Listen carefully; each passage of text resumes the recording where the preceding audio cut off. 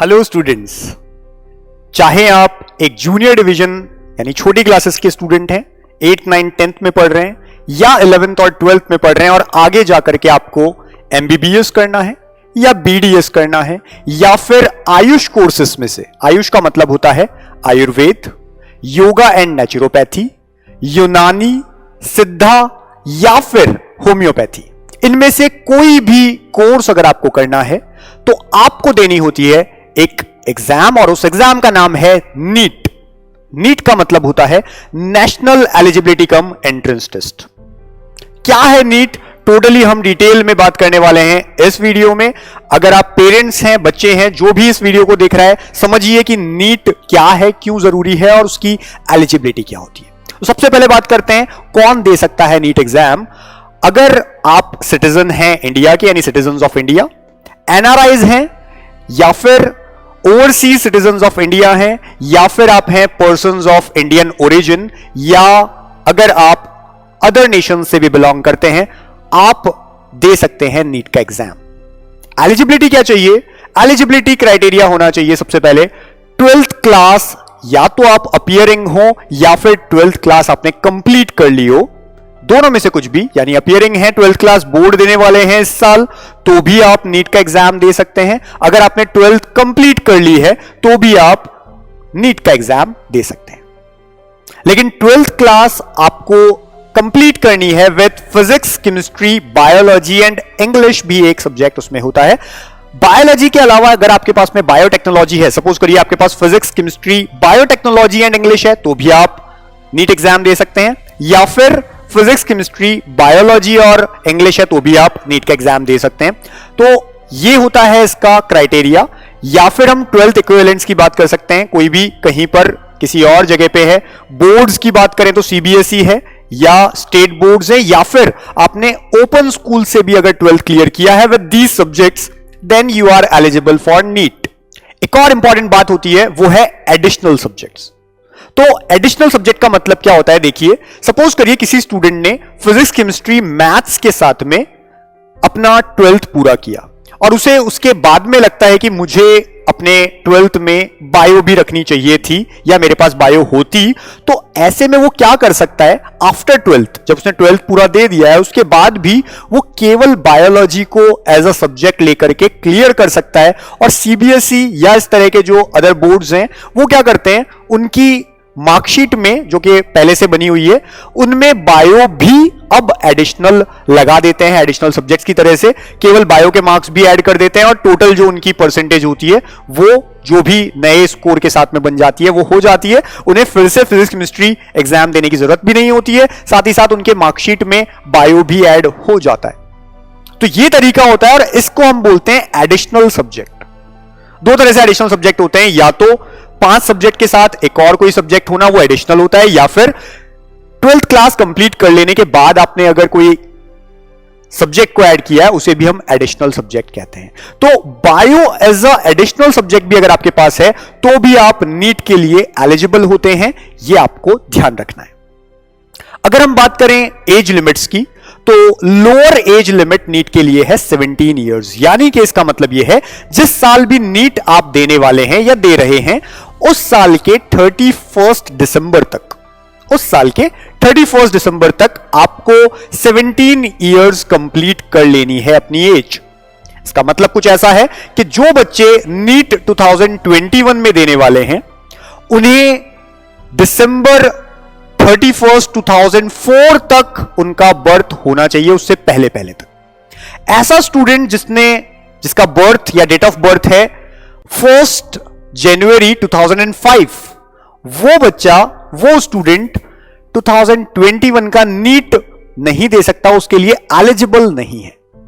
लेकिन 2022 के नीट के लिए वो एलिजिबल हो जाएगा। तो आपको यह ध्यान रखना है कि जिस भी साल आप नीट देने वाले हैं उस साल के 31 दिसंबर तक आप 17 ईयर की एज कंप्लीट कर लें तो आप नीट के लिए एलिजिबल हो जाते हैं। वहीं अगर हम बात करें अपर लिमिट की, तो याद रखिए नीट में कोई भी अपर लिमिट फिलहाल नहीं है। पहले ये 25 ईयर होती थी लेकिन अब उस पर रोक लगा दी गई है। फिलहाल इस तरह की कोई भी कोई भी अपर लिमिट एज नहीं है। कोई 26 ईयर, 7 ईयर, 28 ईयर, 29 ईयर का भी स्टूडेंट नीट दे सकता है। वही अगर हम बात करें अटेम्प्ट्स की, कि नंबर ऑफ अटेम्प्ट्स कैसे हैं, कितने होते हैं, जैसे आप सुनते हैं अलग अलग एग्जाम्स में, अगेन नीट में पहले हुआ करते थे 3 अटेम्प्ट्स, आप मैक्सिमम 3 अटेम्प्ट दे सकते थे। अब ये हटा दिया गया है, मैक्सिमम नंबर ऑफ अटेम्प्ट्स हटा दिए गए हैं। आप 5वीं, 6ठी, 7वीं बार भी नीट दे सकते हैं, यानी नीट पे किसी भी तरह का अब कोई अटेम्प्ट्स का क्राइटेरिया नहीं है, मैक्सिमम अटेम्प्ट्स नहीं है। यह बात होती है एज और अटेम्प्ट से, उसकी लिमिटेशन से रिलेटेड। नेक्स्ट हम बात करते हैं कितनी लैंग्वेजेस में ये नीट का एग्जाम होगा। तो नीट 2021 में होने जा रहा है with 11 languages including Hindi and English. तो हिंदी और इंग्लिश के अलावा अदर रीजनल लैंग्वेजेस मिलाकर के टोटल 11 लैंग्वेजेस में नीट का एग्जाम होता है। नॉर्मली हर साल हम जब बात करते हैं नीट का एग्जाम मई के फर्स्ट संडे को होता है, जबकि 2021 में जैसा आपको पता है, जिस रीजंस आपको पता है, ड्यू टू कोविड लेट होने जा रहा है और 1 अगस्त को अभी तक नीट की डेट क्लियर हुई है। इस एग्जाम के हर साल जब हम बात करते हैं तो दिसंबर जनवरी तक नोटिफिकेशन आ जाता है, उसके बाद में एप्लीकेशन फॉर्म भरने के लिए 1 मंथ पूरा मिलता है, देन 15 डेज मिलते हैं आपको कुछ भी एडिट करने के लिए, चेंजेस करने के लिए, जो भी आपने फॉर्म में भरा हो उसके लिए। इसके बाद जो एडमिट कार्ड है वो आता है नीट के एग्जाम से 15 से 20 दिन पहले, और फाइनली नीट का एग्जाम होता है और उसके बाद में होती है काउंसलिंग। तो ये सब प्रोसीजर्स होते हैं जिनको हमें फॉलो करना होता है फॉर नीट एग्जाम। नेक्स्ट हम बात करते हैं पैटर्न क्या होता है नीट के एग्जाम का। तो देखिए पैटर्न जो है नीट के एग्जाम का फिलहाल ऑफलाइन मोड है, यानी पेन एंड पेपर मोड पे होता है। नीट 2021 में भी ऐसा ही होने जा रहा है, और आगे अगर हम देखें नेक्स्ट ईयर से अगर कुछ नया नोटिफिकेशन आता है तो बिल्कुल पॉसिबल है, लेकिन फिलहाल नीट ऑफलाइन मोड पे होता है। 3 घंटे में ये एग्जाम देना होता है। फिलहाल अभी तक 1 साल में केवल 1 बार नीट होता है, और इस साल 2021 में भी नीट 1 ही बार होने जा रहा है। हम बात करते हैं कि नीट में क्या क्या पैटर्न फॉलो करना चाहिए, क्या फॉलो होता है। तो हमें पता चलता है फिजिक्स, केमिस्ट्री और बायोलॉजी 3 सेक्शंस होते हैं नीट के एग्जाम में। 3 घंटे में यानी 180 मिनट्स हमको टोटल मिलते हैं, और हमें ये टाइम के अंदर, इस टाइम के अंदर 3 subjects physics, chemistry, bio complete करने हैं। टोटल नंबर ऑफ क्वेश्चंस होते हैं 180, जिसमें से फिजिक्स 45 क्वेश्चंस होते हैं, केमिस्ट्री 45 क्वेश्चंस होते हैं, और बायोलॉजी 90 क्वेश्चंस होते हैं। टोटल 180 क्वेश्चंस होते हैं। हर क्वेश्चन 4 मार्क्स का होता है, यानी हर क्वेश्चन का करेक्ट आंसर देने पर आपको 4 मार्क्स मिलते हैं। जबकि अगर कोई भी क्वेश्चन आप गलत कर देंगे, रॉन्ग कर देंगे, तो आपका 1 मार्क डिडक्ट हो जाएगा, यानी नेगेटिव मार्किंग भी होती है, और वो होती है -1। इसका मतलब ये समझिए कि अगर किसी स्टूडेंट ने 180 में से 100 क्वेश्चंस करेक्ट किए हैं तो उसे मिल गए 400 मार्क्स, लेकिन 180 में से टोटल 100 करेक्ट के अलावा उसके 30 क्वेश्चंस रॉन्ग है, रिमेनिंग उन्होंने अनअटेम्प्ट किए, क्वेश्चन अटेम्प्ट नहीं किया।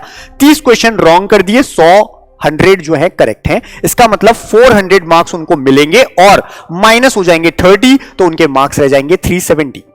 इस तरह से कैलकुलेशन होती है, इस तरह से करना होता है। आपको एग्जाम के अंदर हम क्वेश्चन पेपर के साथ मिलती है OMR शीट, जिसे आपको फिल करना होता है पेन से, और ध्यान देना होता है कि किसी तरह का कोई गलती आप ना करें, क्योंकि OMR और ज्यादा नहीं मिलती है, एक ही OMR होती है, और उसको आपको कंप्लीट भरना होता है। नीट को क्लियर करने के लिए कुछ एलिजिबिलिटी परसेंटेज मार्क्स पे भी बनाई गई है। वो ये है कि एक मिनिमम कट ऑफ जो है वो ये रहता है कि अगर आप अनरिजर्व्ड कैटेगरी, जनरल कैटेगरी के स्टूडेंट हैं, तो 50 परसेंटाइल आपका आना चाहिए। परसेंटाइल एक फॉर्मूला होता है जिसमें नंबर ऑफ स्टूडेंट्स कितने अपीयर हुए प्लस टॉपर स्टूडेंट्स क्या थे, उनके कितने परसेंटेज है, उस अकॉर्डिंग आपका परसेंटाइल डिसाइड होता है। 50 परसेंटाइल का मतलब 50 परसेंटेज नहीं है, तो 50 परसेंटाइल जिसके भी आते हैं, जिस जगह पे आते हैं, वो हो जाती है कट ऑफ जनरल स्टूडेंट्स के लिए, जबकि कैटेगरी के स्टूडेंट्स के लिए यही परसेंटाइल होती है 40 परसेंटाइल, तो वहां पर आकर के ये रुक जाता है। जबकि अगर हम बात करें पीएच कैटेगरी के स्टूडेंट्स के लिए, तो जनरल पीएच के लिए होती है 45 परसेंटाइल, जबकि अगर हम बात करें पीएच कैटेगरी के कैटेगरी स्टूडेंट्स के लिए, जो कैटेगरी में भी है और पीएच में भी है यानी पीडब्ल्यूडी में भी है, तो उनके लिए ये है 40 परसेंटाइल। परसेंटाइल का मतलब देखिए क्या होता है कि अगर हम पिछले 1-2 साल की बात करें तो 720 मार्क्स में से जनरल के लिए 136, 160 ये मार्क्स थे टोटल, हम जिसको कट ऑफ बोल सकते हैं, ऐसी कट ऑफ जो मिनिमम कट ऑफ है। इसका मतलब ये नहीं होता है कि 136 मार्क्स लाने वाले को एमबीबीएस कॉलेज मिल जाएगा। इसका मतलब ये होता है कि अगर उसके ऊपर आपका स्कोर है तो आपको नीट क्लियर्ड माना जाएगा, यानी आपने नीट का एग्जाम क्लियर किया है। अब बात आती है कि कट ऑफ कैसे जाती है। तो फिलहाल अगर हम एमबीबीएस की बात करें, पिछले कुछ सालों से कट ऑफ इंक्रीज होती जा रही है। जैसे कि अगर हम नीट 2017 की बात करें तो कट ऑफ लगभग 560 गई थी। That is depending on the overall cut off, यानी कि एक होती है 15% सीट्स के लिए जिनको हम ऑल इंडिया क्योटा बोलते हैं, और 85% होता है स्टेट क्योटा। काउंसलिंग में हमने ऑलरेडी वीडियो बना दिया है, और पिछले साल ये वीडियो जो है, ये बात जो हमने बताई बच्चों को, काउंसलिंग जो समझाया वो बहुत हिट गया था। आप चाहें तो काउंसलिंग वीडियो से डायरेक्टली काउंसलिंग को समझ सकते हैं। यहां हम कुछ हाइलाइट्स की बात करते हैं। हम कहेंगे कि 85% जो सीट्स हैं वो रिजर्व होती है स्टेट के लिए, जबकि 15% जो है वो रिजर्व होती है ऑल इंडिया के लिए। तो हर स्टेट की कट ऑफ डिफरेंट जाती है। अगर हम नॉर्मली बात करें, राजस्थान की बात करें, यूपी की बात करें जहां हाई कट ऑफ जाती है, दिल्ली की बात करें तो यहां पे थोड़ी हाई कट ऑफ जाती है, और यहां पे जनरली 2017 में अगर हम बात करें तो 560 आउट ऑफ 720 कट ऑफ गई थी। 2018 में ये कट ऑफ 540 हुई, थोड़ा डाउन हुआ। 2019 में फिर से इंक्रीज हुई और 580 तक पहुंच गई, जबकि नीट 2020 में यही cut off MBBS government medical college के लिए 600 प्लस गई है, इवन 610 भी गई है। 610 से ऊपर वालों को ही एमबीबीएस मिला है। तो कंपटीशन टफ होता जा रहा है डे बाय डे। जहां नीट 2019 के अंदर 15 लाख स्टूडेंट्स ने एप्लीकेशन फॉर्म भरा था, वहीं नीट 2020 में ये 16 लाख तक पहुंच गया था। तो स्टूडेंट्स भी धीरे धीरे बढ़ते जा रहे हैं, कंपटीशन भी इंक्रीज हो रहा है, कट ऑफ भी इंक्रीज हो रही है। ये फिलहाल का क्राइटेरिया या पैटर्न जो हम देख पा रहे हैं फिलहाल नीट में इस तरह से चलता है। नेक्स्ट, नीट को अगर आपको देना है तो 12th में आपके कितने परसेंटेज होने चाहिए? याद रखिए, फिजिक्स, केमिस्ट्री और बायोलॉजी इनके एग्रीगेशन में, हम ओवरऑल 12th परसेंटेज की बात नहीं कर रहे हैं, फिजिक्स, केमिस्ट्री और बायोलॉजी में मिला करके आपका जो परसेंटेज है जनरल कैटेगरी वाले स्टूडेंट के लिए होना चाहिए 50%, जबकि कैटेगरी के जो स्टूडेंट्स हैं ओबीसी, एससी, एसटी, इनके लिए होना चाहिए 40%। अगर ये आपके मार्क्स हैं, यानी कि फिजिक्स, केमिस्ट्री, बायो में आपका एग्रीगेट परसेंटेज है, तो आप नीट में अपीयर हो सकते हैं, अदरवाइज नहीं हो सकते हैं। ऐसे स्टूडेंट्स जो पीडब्ल्यूडी या पीएच कैटेगरी से आते हैं और जनरल कैटेगरी के भी हैं, उन्हें 45% एग्रीगेट चाहिए पीसीबी में, या फिर अगर कोई स्टूडेंट पीएच में भी है, पीडब्ल्यूडी यानी कि कैटेगरी में भी है, और साथ ही साथ वो ओबीसी, एससी, एसटी में भी आता है, तो 40% उसको चाहिए पीसीबी में। यहां बी का मतलब बायोलॉजी या बायोटेक्नोलॉजी, दोनों में से कोई भी एक हो सकता है। फिजिक्स, केमिस्ट्री दोनों कंपलसरी हैं। तो ये 3 सब्जेक्ट्स में मिलाकर आपका एग्रीगेशन अगर ये है तो आप अपीयर हो सकते हैं नीट के एग्जाम में। जब आप एक बार नीट दे देते हैं तो नीट के बाद आता है आपका रिजल्ट। रिजल्ट में आपका क्या स्कोर आया है 720 में से, परसेंटाइल कितना बना है, और आपकी जो भी कैटेगरी है उसमें आपका रैंक क्या आया है, ऑल ओवर इंडिया रैंक क्या आया है, ये सब आपको मार्कशीट में मिलता है। इसके बाद स्टार्ट होती है काउंसलिंग। काउंसलिंग के होते हैं rounds, first round, second round, उसके बाद में आता है एक मॉपअप राउंड, और एक लास्ट में होता है स्ट्रे वैकेंसी, अगर कोई सीट रह जाती है तो। इस तरह के राउंड्स क्लियर करने होते हैं, और उसके बाद आपको आपके स्कोर के अकॉर्डिंग क्या कॉलेज मिलता है। जो हायर सबसे ज्यादा जो जाता है कट ऑफ, वो एमबीबीएस का जाता है, उसके बाद बीडीएस का जाता है, और इसी तरह से आयुर्वेद में हम देखते हैं, आयुष जो हमने मिनिस्ट्री बोली, आयुष के जो कोर्सेज हैं जैसे आयुर्वेद, होम्योपैथी, यूनानी, सिद्धि या योगा एंड नेचुरोपैथी, इनके भी इसी तरह से काउंसलिंग्स होती हैं, और नीट एग्जाम इनके लिए भी कंपलसरी होता है। हम बात करें नीट 2021 की, तो इस साल नीट की जो नोटिफिकेशन आई है उस नोटिफिकेशन में कुछ और एडिशनल चीजें भी हैं। वो ये हैं कि कुछ तरह के बीएससी नर्सिंग कोर्सेज में और कई जगह पे बायो की जो फील्ड है, खासकर लाइफ साइंसेस की हम बात करते हैं, या इसी तरह के और बीएससी की बात करते हैं, उनमें भी नीट एप्लीकेबल होगा। ऐसे कई इंस्टीट्यूट्स होंगे जो अपने लेवल पे केवल नीट का जिन्होंने स्कोर शो किया है उन्हीं को एडमिशन देंगे। तो नीट बहुत इंपॉर्टेंट होता जा रहा है डे बाय डे। बहुत सारे इंस्टीट्यूट्स केवल नीट के स्कोर पे एडमिशंस देंगे, इवन इन बीएससी कोर्सेज, जैसा कि इस बार नोटिफिकेशन में भी आया है। तो ऐसे सारे स्टूडेंट्स को भी नीट का एग्जाम देना होगा और अच्छे से पढ़ करके देना होगा। अगर हम बात करें एम्स की, बीएचयू की या जिपमेर की, इस तरह के जितने भी इंस्टीट्यूट्स हैं, इनमें भी आपको अगर एडमिशन लेना है तो अब नीट का एग्जाम ही होता है। लास्ट ईयर से 2020 से, इससे पहले तक एम्स का एग्जाम अलग होता था, जिपमेर का अलग होता था, लेकिन अब एम्स और जिपमेर भी नीट के एग्जाम से ही आपको मिलते हैं। यानी आपका जो स्कोर आता है उस अकॉर्डिंग उनकी काउंसलिंग होती है, ठीक है। जो ऑल ओवर इंडिया काउंसलिंग होती है, जिसको हम ऑल इंडिया 15% क्योटा बोलते हैं, उसी में एम्स, जिपमेर ये सब भी इंक्लूडेड होते हैं और आपको वहां पर ही अपने मार्क्स के अकॉर्डिंग, स्कोर के अकॉर्डिंग एडमिशन मिलता है इन कॉलेजेस में।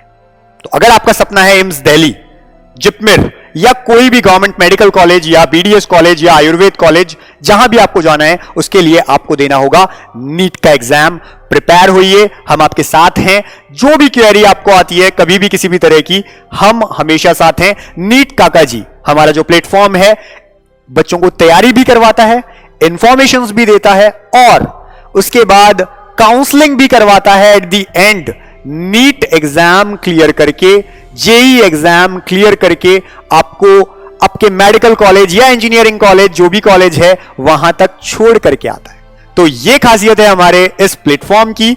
आप जुड़े रहिए हमारे प्लेटफॉर्म से और इस तरह की इंफॉर्मेशंस और प्रिपरेशन में हमारे साथ बने रहिए। जिन स्टूडेंट्स को ये नहीं पता है कि हमारा एक ऐप भी है नीट काका जी, वो जाएं और प्ले स्टोर से नीट काका जी ऐप डाउनलोड करें आज ही और बने रहें हमारे साथ में। साथ ही साथ अगर आपको किसी भी तरह की कोई क्वेरी होती है नीट रिलेटेड, आप इसी वीडियो के कमेंट में भी छोड़ सकते हैं, उसे कमेंट में आप लिख सकते हैं, हम आपको आंसर करेंगे।